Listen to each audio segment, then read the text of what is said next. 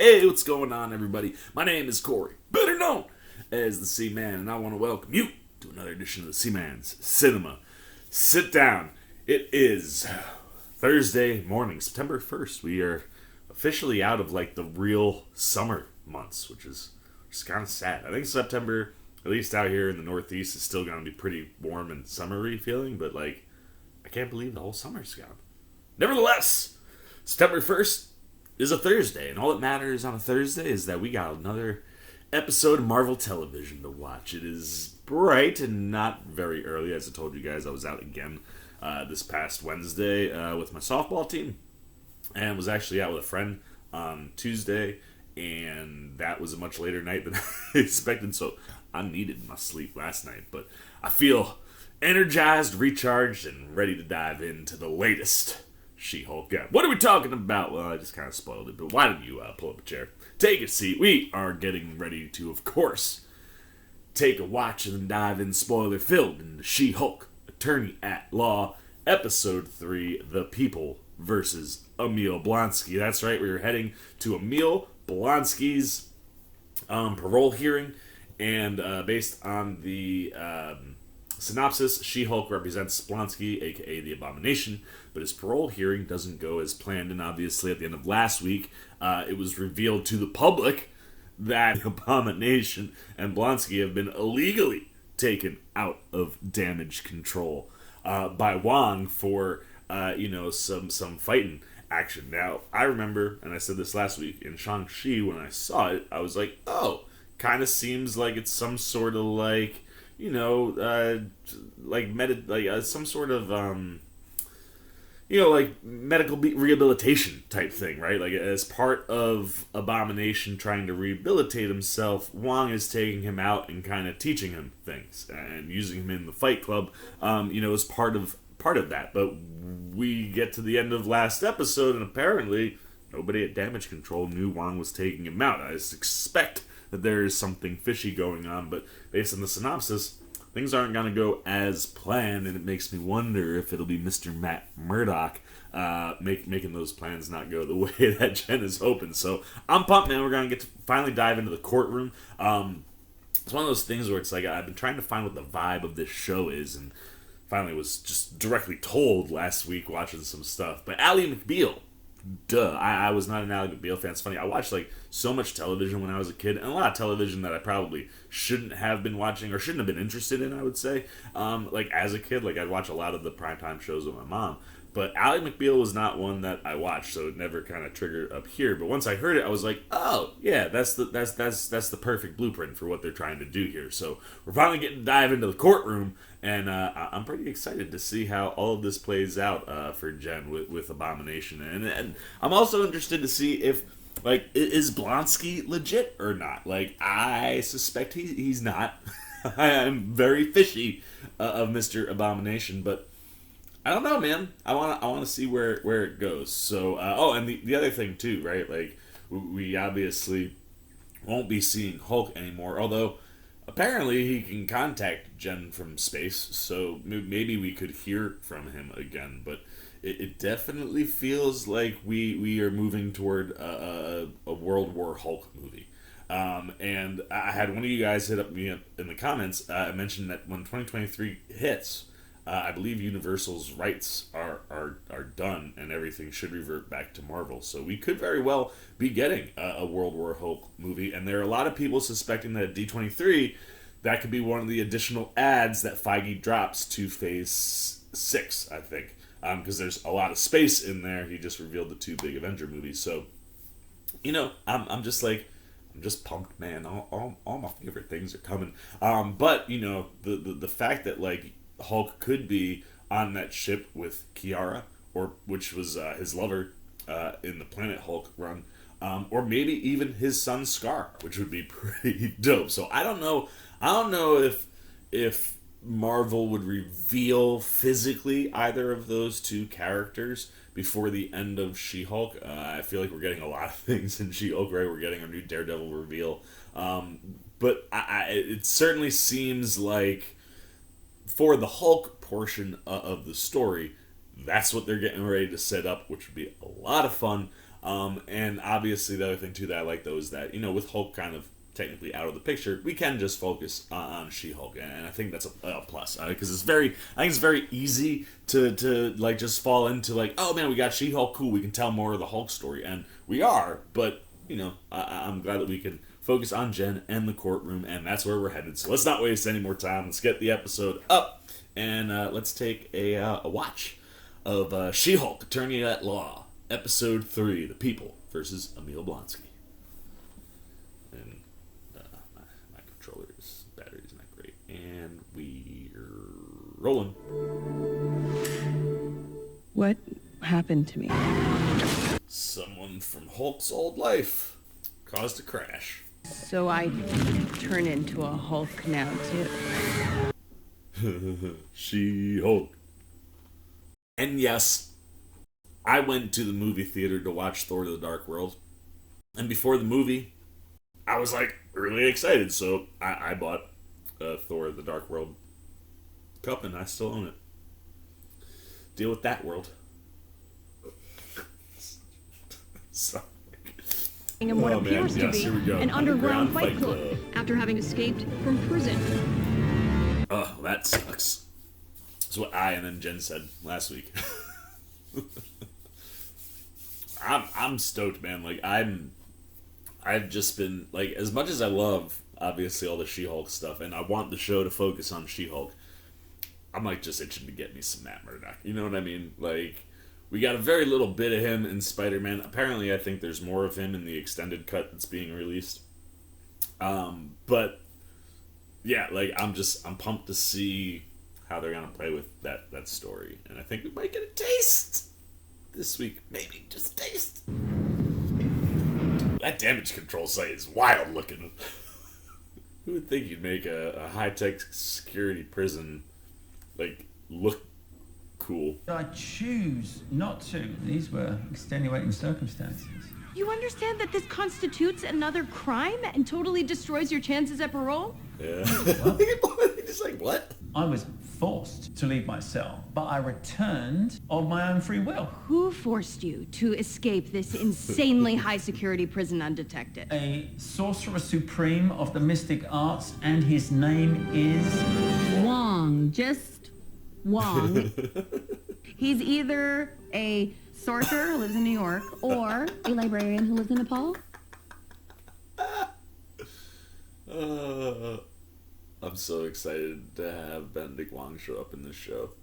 I know you can't wait to see Wong. I get it. I just want to make sure that you don't think this is one of those cameo every week type of shows. It's not.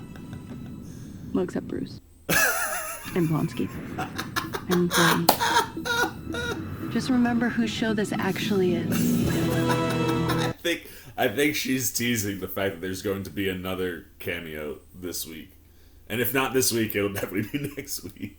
Ever since it's been revealed that Jennifer... Tattle news! With many questioning her qualifications. Toda la internet está hablando de shit. Talking about She-Hulk for the past hour, hashtag Big Green Woman's turned into a worldwide online trend. The Hulk manhood away, but then they gave it to a woman? Folks. Yeah, man. I don't get it. Why are you doing everything more female? So we have a Me Too movement, and now all the male... Oh wow, I love this, man. We're just taking everything I don't know about y'all, but I'd smash.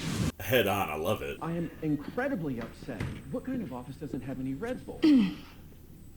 Oh, this guy. Dennis! No, what? Not Jen Walters.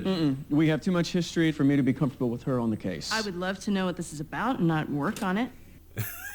Not work on it. Mallory Book is also in the Superhuman. Oh, check her out. Can't talk to a 10 about embarrassing man stuff. She could be my next fiance. Friend, Mr. Bukowski, has been defrauded by an ex-girlfriend and wants... Bought her jewelry. Flew her to Bali for a photo shoot. Paid off her Volkswagen Passat. The girlfriend in question is a shape-shifting light elf from New Asgard. Oh, awesome. Okay, well, to be fair, I thought I was dating Megan Thee Stallion. Multiple Grammy Award winner megastar Megan Thee Stallion. What part of shapeshifter did you not get? But she drove a Passat. Or just see-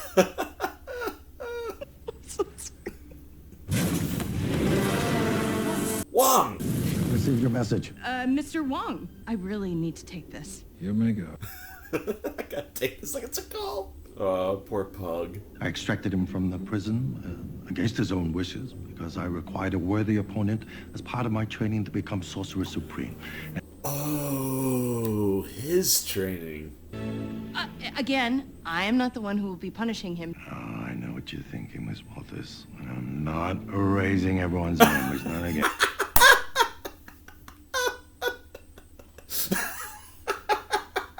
We'll send him to the mirror dimension. I don't know what that is, but no. Shadow dimension? What you can do to help is show up at the great. hearing and explain everything. Very well. We'll reserve sorcery for strategy B. How much money in cash and gifts did you spend on the Megan Thee Stallion imposter? I just say a number and you tell me high or low. I love this guy who's Considering that fucking you bought Pug. her a mid-sized sedan, how about 50,000? 100? 200? 200,000? I am not a fool. 150. No, it's more like 175. $175,000. That's a whole house in parts of the country. So, are you gonna help me or not? I'm gonna start building your case, and I will be in touch, Mr. Bukowski.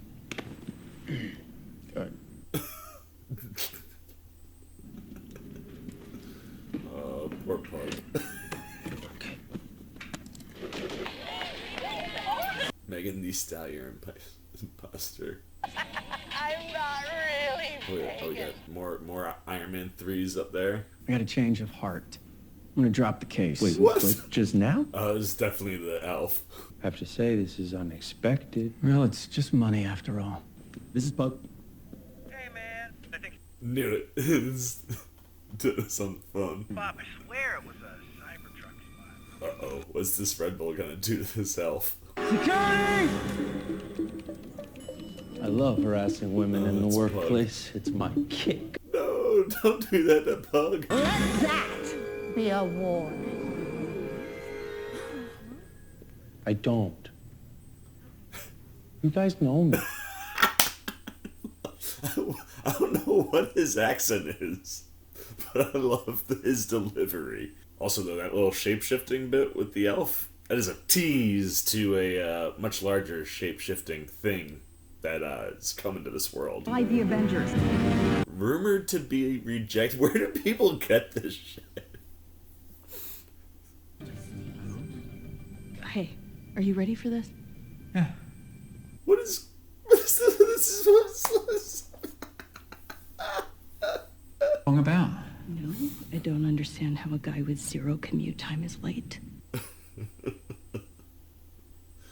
Oh, man. We do have a witness who is able to clear Mr. Blonsky of any wrongdoing on his part. Do you feel you have been rehabilitated? Why is he hesitating? I'd like to start by saying that I feel great remorse, great shame to those that I've harmed. Here we go. I've spent every day of my incarceration focused solely on redemption. I have changed. Please read some haikus. Physically, metaphysically, spiritually, karmically, cosmically.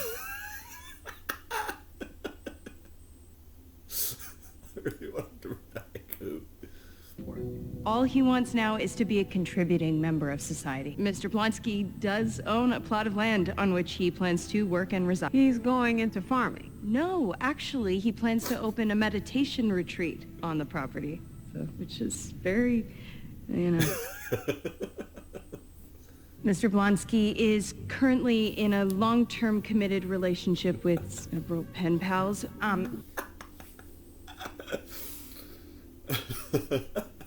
May I clarify? No. Sheila, Alejandra, Yvonne, and Nicolette are. Show. Kills me. They are my better Hates. hates. Love you. I don't think we need to get into that any further. Any other questions? Roth is so good.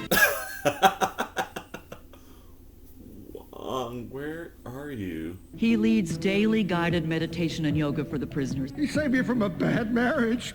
That's it, Carl. Let it flow. Now the library is more than just a quiet place to ship someone. Face. I'll release you, Linda. Proud of you, Carl. I love you so much. Okay, we're done with Carl. Is that all? Wong, where are you? There were extenuating circumstances that the witness will explain if he ever decides to show up. There he is. My apologies, Miss Walters. Emil. Ah, finally! I lost track of time. What is he up to? He seems very stressed. And I do think you will see this whole thing in a totally different light after hearing from him. Have you ever heard of a kumite? Uh-oh. Is he going rogue? I'd like to move for dismissal of all charges against my client. On what ground? Runa is the daughter of an elfin diplomat on Asgard and now in New Asgard. She may have diplomatic immunity in New Asgard, but we are not in New Asgard. Asgard is not a place. It is a people. Therefore, I have... Thor's inspirational speeches are not admissible in court. Oh, this is phenomenal. He deserves compensation for the financial and emotional trauma that he has suffered. My client and Mr. Bukowski were in a consensual relationship and engaged in role play. Oh, gross. No. Mr. Bukowski knew he was dating Miss Runa and went along with it until it no longer suited him. Mr. Bukowski was blinded by love. He's got to say something that changes that because he's an idiot. That being said, I'll allow this to go to trial. So, Miss Runa, your motion to dismiss is denied. Oh, we're going to trial. You say Pugazi? I was laughing too hard. And when this is over, I'm canceling my Hollywood hookup subscription. There's clearly no vetting process. What? How did she do that in front of everybody? Oh, come on, Runa. This is getting a little broad. Impersonating a judge is illegal. Get... This woman is nuts. In regard to Mr. Blonsky vacating his cell, I gave him no choice. But it was absolutely his choice to return. I offered him asylum at Kamatage, which is truly lovely this time of the year. But he was quite adamant he'd be returned. Thank you. Slam dunk. But when Blonsky uncontrollably becomes abomination, isn't he a raging monster out for blood? If I could just put your minds at ease. Turn into him. Here we go. No. What? Emil. It's fine. Jen. Oh man, this is gonna backfire.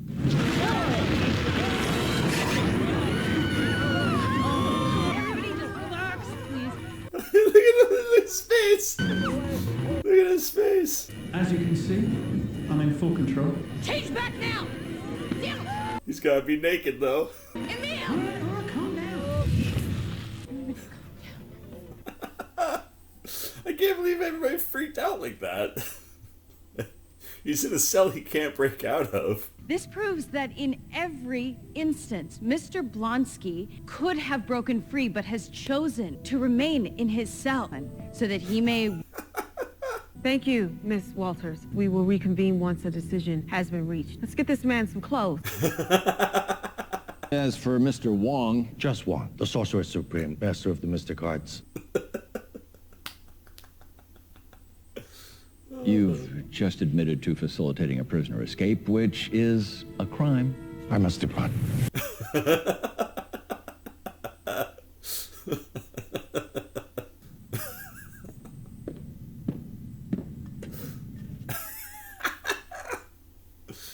Oh, it's phenomenal. This show is so funny. Care to respond to claims that you're one of Blonsky's rumored soulmates? Is there any...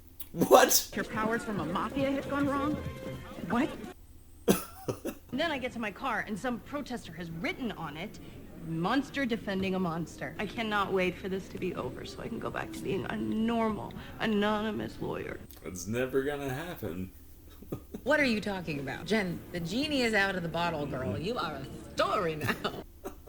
My God, you're pregnant with the Abomination's baby, and you're flaunting a little baby That's bump. who the father is? Yeah. Good God, Dennis Bukowski. Oh, yeah. No, you're gonna need that. Connecting the A and B story? Nice. phenomenal. He was convinced that she had a crush on him. The man is almost terminally deluded. Hey, would you be willing to say that under oath?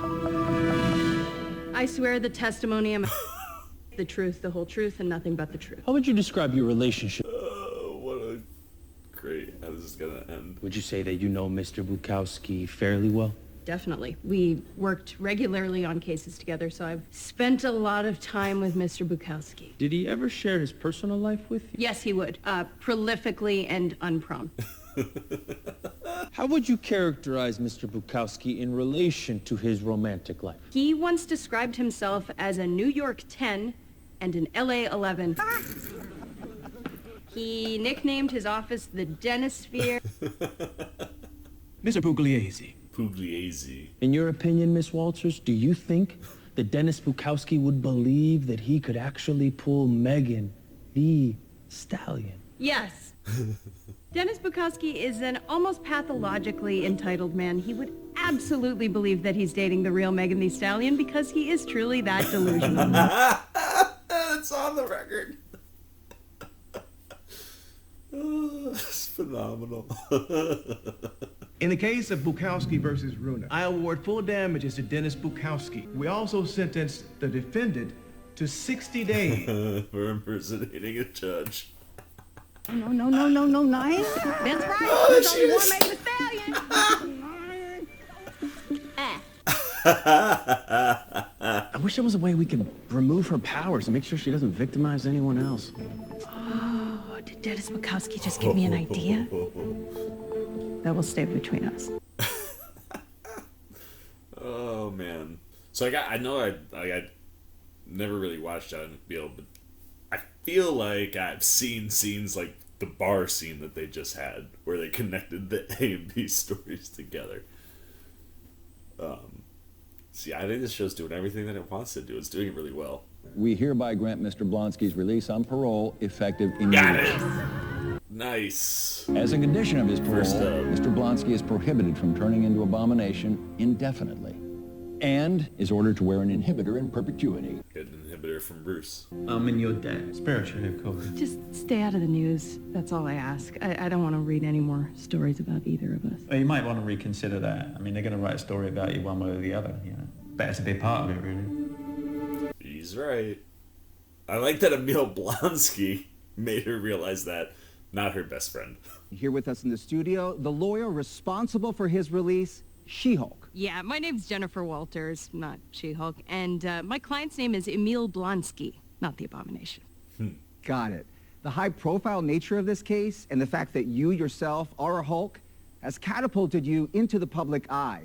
So tell us, how did you come up with the name She-Hulk? She didn't. Funny story, I didn't. Some random guy on the news came up with it, but it stuck. So now whether I like it or not, I am forever She-Hulk. We have to take a break. When we come back, She-Hulk shares her diet and exercise secrets. I'm sorry, what?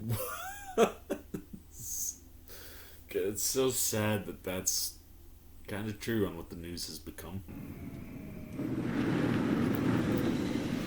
Ooh, I feel like a tonal shift. Like something is waiting for us that I don't know if we're ready for. Who is this person? I got her! Come on, I got her! What is going on? Oh, wait.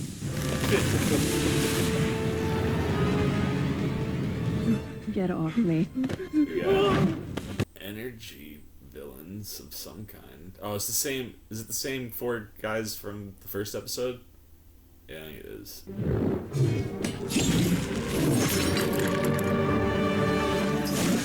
Did you guys rob an Asgardian construction worker? Yeah. Oh, it's great. Look at the guy in the baby just jumping around. What is that? Oh. Okay, bad idea, bad idea. Oh, that was great. Okay, fellas, I admit that did not go exactly as I imagined it. Thunderball, did you get it? No. Once you turned into She-Hulk, I couldn't pierce that nasty green skin. Damn it! Boss gonna be mad. Who's going after her DNA or blood?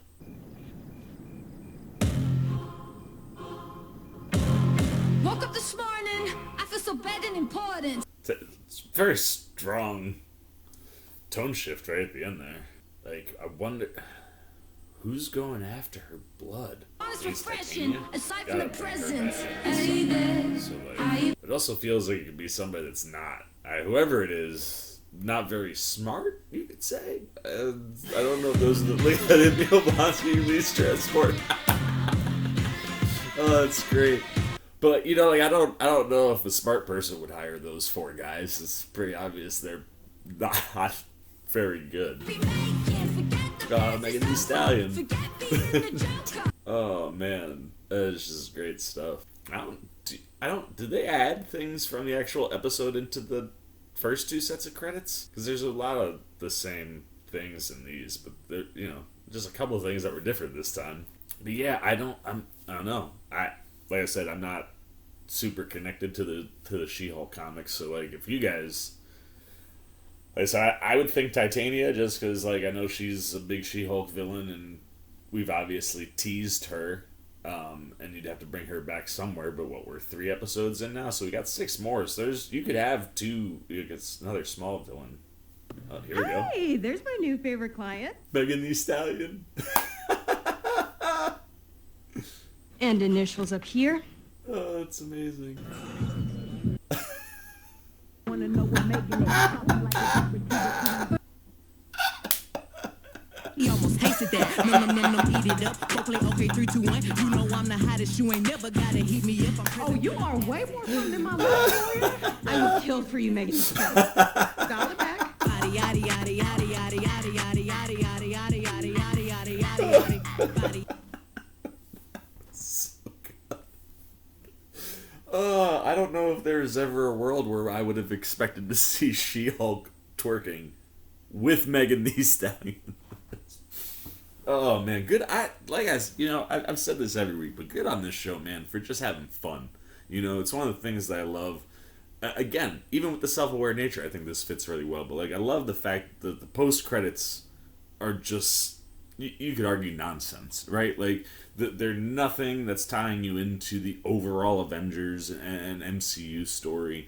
There's nothing that's like serious in any of these post-credit beats, and that's awesome. It contributes to the vibe. It leans in, like I said, to the self-aware nature. These post-credit scenes are supposed to mean something, and Marvel has always been willing to poke fun at that. I mean, maybe one of the most iconic post-credits of all time in the MCU is, you know, you play that video with Cap where, you know, he's basically saying, like, pointless for y'all to still be here. What are you waiting for? And, like, it's just, like, I've always loved that the MCU is willing to play with stuff like that. And when you have your first, you know, self-aware MCU show, I love that it wastes no time in doing those things. And watch, we get to episode 9, and the post-credit will be something legit. Like, I can, maybe they'll do, like, a first, you know, like a mid-credit,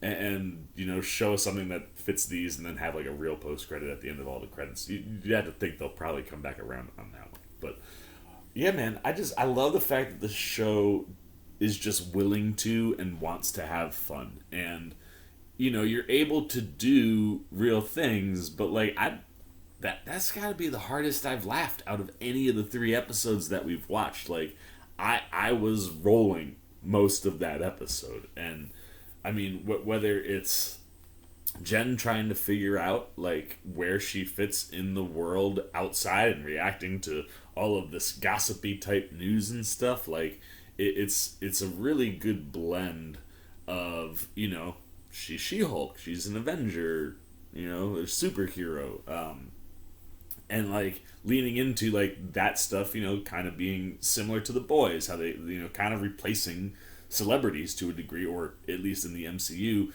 adding to celebrities. So, like, it makes sense that kind of news is in there, but you're talking about a real case, right? Like, Abomination getting out should not be stemming news that says that his lawyer has his child. You know what I mean? Like, but the way that the world is now, I've never been a big fan of the news. I think it's very easy to pick out and point out all of the terrible things in the world and just never seem to want to focus on the non-terrible things unless it's in like a fluffier type news, you know, like one of the morning shows or whatever.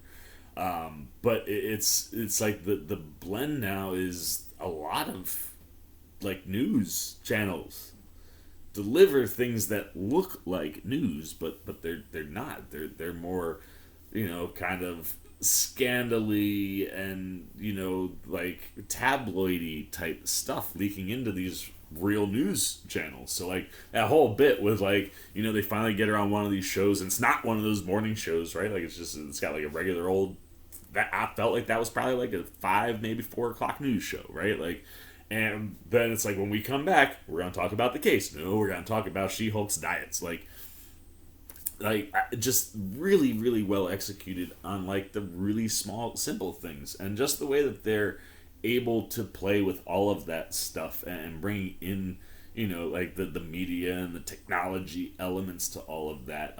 It really worked in the context of the show, and while it is delivered in quite a humorous manner, it's one of those things that does kind of make you pause and go, but how funny is it when it's kind of real?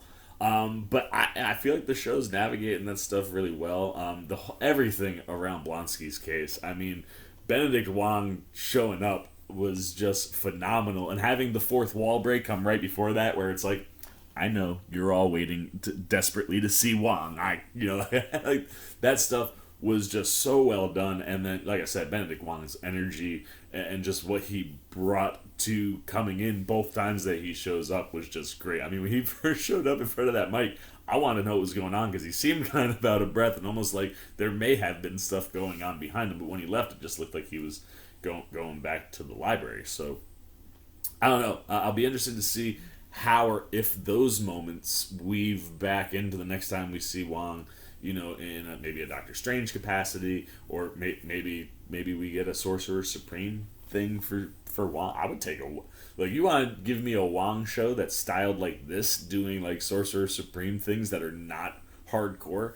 I would be here for that, because like I said, the vibe and the energy you're just getting off of Benedict Wong is phenomenal. And you know, the piece that it was, you know, not like, because I feel like in Shang-Chi you hear him talking to him, and it felt kind of like a training, and I'm thinking like it's, you know, a rehabilitation training for Abomination, you know, something that's helping Blonsky be in control and, you know, learn to fight under control and not be like a rage monster, right? Being a rage monster knocks himself out in Shang-Chi.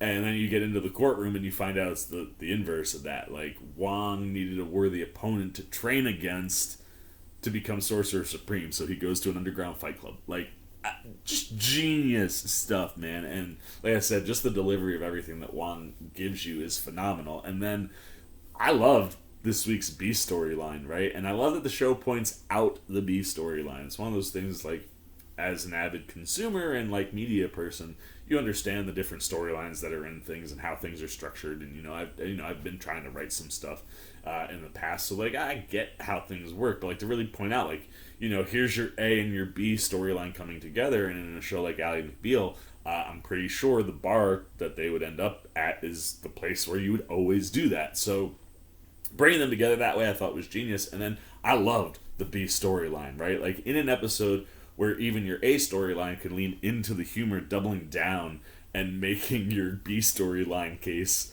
for Pug be Dennis, was just a stroke of genius. And being able to tee up Jen being the witness that saves Dennis by absolutely obliterating him on record, like, just amazing. And then the other thing that I love about that is playing with that shape-shifting elf the whole episode, I think, is really teasing what's coming with Secret Invasion, where we have a race of shape-shifting aliens, the Skrull, who have already replaced people in the MCU. Like, when we get to Secret Invasion, we're going to find out that characters that we've been hanging with in these movies and shows have not been the characters we thought they were, right? Like we got a good tease of that like kind of whiplash feeling when we found out that Sam L. Jackson and Kobe Smulders were not the people that were in Spider-Man, and that it was Talos and you know, his girl. Like, that's one of those whiplash things where it's like, those are a pair of good Skrull that are working with Fury, and like, that is a planned thing, an acknowledged thing that all of them know. Whereas in the comics, Secret Invasion, the bad Skrull that just start replacing people and, you know, superheroes, it's not for good reasons, you know. Like in the comics, you get to this point in just a big time Avengers storyline where Elektra gets killed, and the shock is, oh my god, they killed Elektra, and then the next panel is Elektra shriveling up into a Skrull, and everybody going, wait, what? And then finding out that like people have been taking it and they're being kept, you know, away, so that their replacements can go and do what they, you know, need to do. I'm so excited to see how all of that stuff comes together, and you really get to play with it here quite well and in a humorous way with this shape-shifting elf. And the thing that I like too, I think this is probably another one of those self-aware things where it's like you're teasing the Skrull invasion, and the Skrull invasion is not jokey. Like that's not going to be a funny thing when we start seeing people replaced. That's going to be really serious. So let's take a different shape-shifting entity, and because it's not a Skrull, point out that like, yeah, these shape-shifting elves, they're humor, you know, and you can lean into all the things where like when that lady is, you know, impersonating Dennis or Pug or the judge, just the tone of the voice and the delivery is nowhere near on, so you know it's the replaced person right away, but also like amplifies the Dennis element too, where it's like every time she shapeshifted, it was blatantly obvious that it wasn't the person that she was impersonating. So that makes it even funnier, because I'm sure her Megan Thee Stallion impersonation would have done the same thing, and Dennis is, you know, egotistical enough to actually buy that egotistical and delusional, as Jen said. Delusional, that's a good word. But like, you know, I love that you kind of give this more jokey vibe to this non-Skrull shape-shifting entity, so that when you are introduced to the Skrull, it's like, oh, okay, no, this isn't what we were joking about, you know, back with She-Hulk. Conceptually, you're teasing the idea, but it's gonna be a very different vibe when we get to the Secret Invasion stuff. But I like mixing that stuff in, and it's kind of fun, again, in a self-aware show, to use She-Hulk to be setting up and teasing and playing with all these other things and ideas inside of the MCU, right? Like, again, that in the car where she's hands off, just not driving the car, just doing its thing, like breaks the fourth wall to us, and, you know, is basically saying like, this isn't a cameo show except for this person and this person and this person, and then Megan Thee Stallion cameos in there too, like not just MCU cameos, and like kind of playing with the, you know, this isn't like, I mean, remember, this is my show. This is my show, and it is. It's Tatiana Maslany is, you know, front and center. It's totally. We'll dive into that She-Hulk story stuff, but knowing that you are bringing in these cameo people, right? We're using it to tell some Bruce story. We're using it to tell some Abomination story. We got some Wong storylines going on. You're using it to bring Daredevil in, right? Like, we've already met Matt Murdock via Spider-Man. Now we'll get to meet Daredevil, and knowing that you're doing those things, I like where the fourth wall break can just point straight out that it's just been like cameo in all the episodes. But the other thing too is that the show, as much as it is She-Hulk's, it's an entity and a property that they are using to set up and do a lot of things. Like, I really do genuinely think that they're laying the foundation for lots of things that are coming in, and you're kind of slipping that underneath this bucket of humor that you're dropping on top. And like I said, front and center, every episode is Tatiana Maslany, and this is She-Hulk's story. And I think part of her story is the fact that, like, you can't, and part of the MCU story is, like, you can't avoid these people anymore, right? Like, I think the MCU's been doing a really good job of telling these kind of one-off stories, right? Where it's like Moon Knight felt very, very separate, while Kamala and the Miss Marvel stuff feels very connected because she's a fan.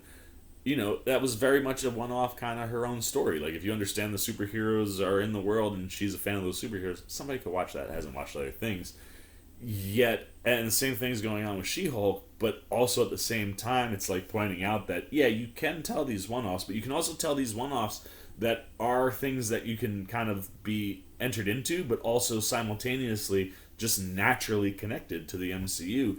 And Jen's life, being the head of the superhuman law division, is always going to be cameo driven. You know what I mean? Because you're gonna be bringing in superheroes and supervillains and different characters or types of characters into the show through the courtroom in the different cases that she has, right? Like, we get in and out of Abomination. We're done in 2 episodes. I really do hope we get a callback at some point to what's going on with Abomination out in that farmland. I would like to see that. But, like, when it comes to the Jen stuff, her life is chaos.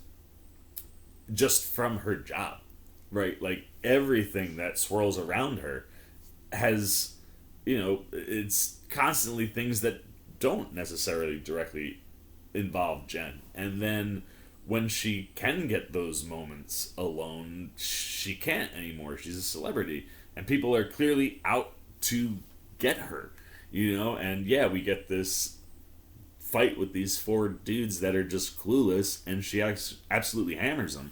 But like I said, there was a hardcore tone shift going into that scene. And then just Jen looking at herself as She-Hulk in the reflection of the window on the car, it kind of feels like she's feeling that. Like, this is my life now. There's no escaping the chaos and the hoopla that has nothing to do with me. But now it is just inherently a part of me. And I think Maslany is really handling that stuff well, like embracing the courtroom elements and what she's doing for her job. She hasn't quite embraced the social media or really taking on her own story outside of like the very end of the episode. But at the same time, like, while you have that, it's also the how do you deal with all of the stuff that is just going to be thrown at you, which goes right back again to the Hulk's first lesson. Like, when you're a Hulk, crazy stuff is just going to find you.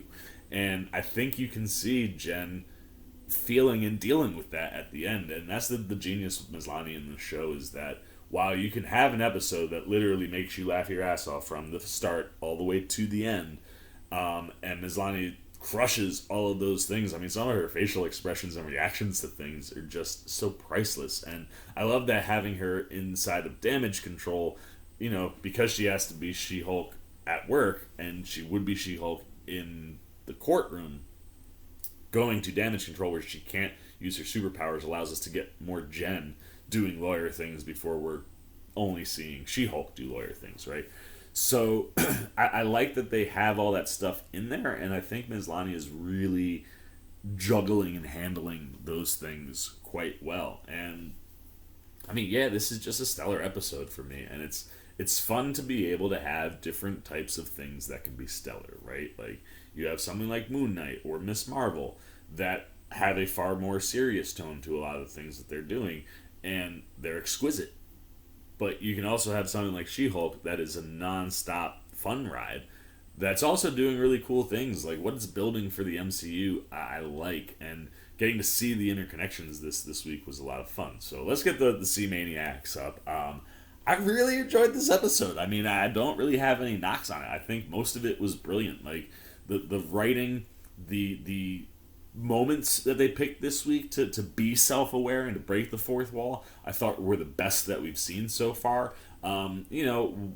While I think some of Maslany can get lost in an episode like this that is throwing so many things at you and moving around so quickly, but at the same time, I think she does a wonderful job of owning all that stuff, and at the same time, like, giving us the kind of out of control feeling that she must have over her own life. Like, as much control as she keeps trying to have over it, she doesn't.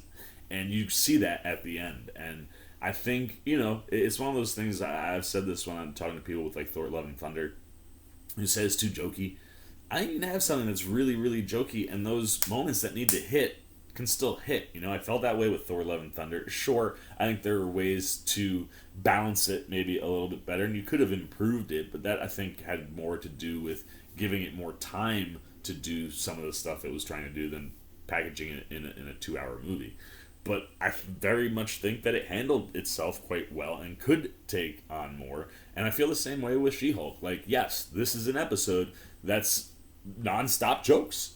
Like, you're laughing most of this episode. But at the same time, I do think it is accomplishing the non-joke things that it's trying to do and what it's setting up, and using the joke as a purposeful guise, I think is really clever. And the writing in this episode for me is probably the strongest. I think because of that guise, I think this is an episode that you could just brush off like, yeah, man, this is just a joke fest and it was a good time, but like, what was it really doing? And I think, like we were talking about, there are a lot of these underlying things going on with She-Hulk and the show and the MCU at large that the show, I think, is doing a good job of pointing out, and while maybe making fun and joking with it, being able to, like I said, just that quick shift in tone right at the end.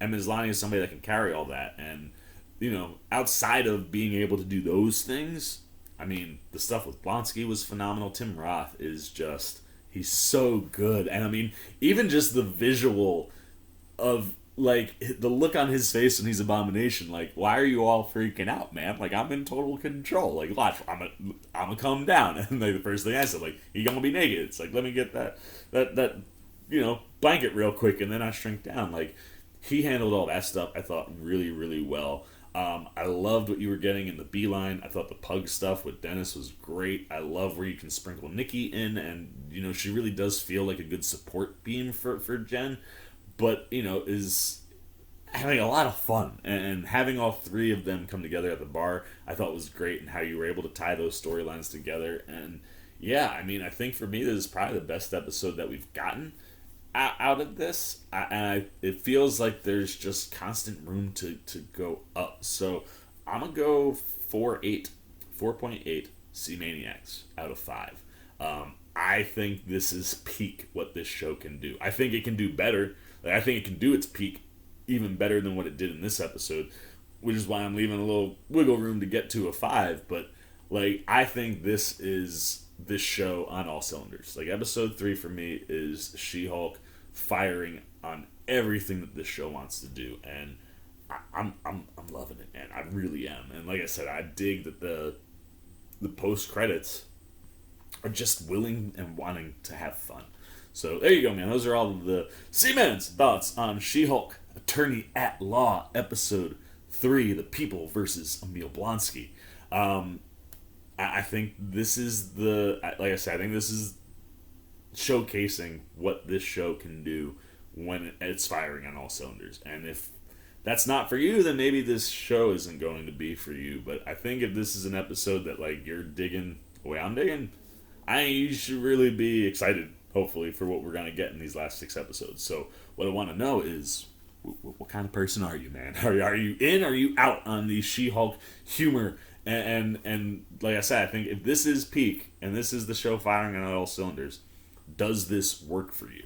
Or do you want something that's more serious? Like I said, I've heard Gao talk about how Daredevil is a little bit more lighthearted in this show, and that makes a lot of sense, not because the character is suddenly changing, but the tone that's going on in the show. I mean, Abomination was very, very funny and lighthearted, I think you could say, and it worked for his story in the context of the show. So is that something that you're worried about? Like, is the tone of the show something that could impact a character like Matt Murdock or Daredevil? How do you think it's juggling that stuff? Do you want to see it continue to do this, or do you want to see some kind of drastic shift for this show to work for you? Outside of those things, what are you thinking as far as the episode goes? Did you enjoy the humor that was in this one? What are you thinking about what Tatiana Maslany is doing as She-Hulk? What we're getting in our B storylines with Nikki and Pug? And what's going on with the bigger MCU things? Anything you got, man, on She-Hulk Attorney at Law, episode 3, The People versus Emil Blonsky?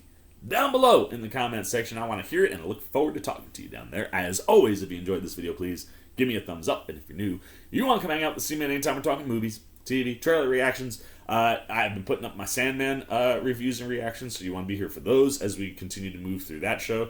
It is, it's perfection for me. But you want to be here for that stuff. You want to be here weekly when we're talking about She-Hulk. You want to just hang out and see anything I got coming because you dig the vibe of the old C-Man. You want to show a little love support. Hey, super easy to come join C-Maniac Nation simply by jumping over there, hitting that subscribe button, hit that little bell if you want those alerts. And until next time, for the C-Man's Cinema Sit Down, I've been the C-Man. I'm signing off. Peace. Oh, hey, what's going on? You must be sticking around because you're looking for more content featuring this guy. Well, guess what? You're in the right place. You can check out more videos right here and right here. And if you have and you want to come join that C-Maniac Nation, you can hit that subscribe right over there.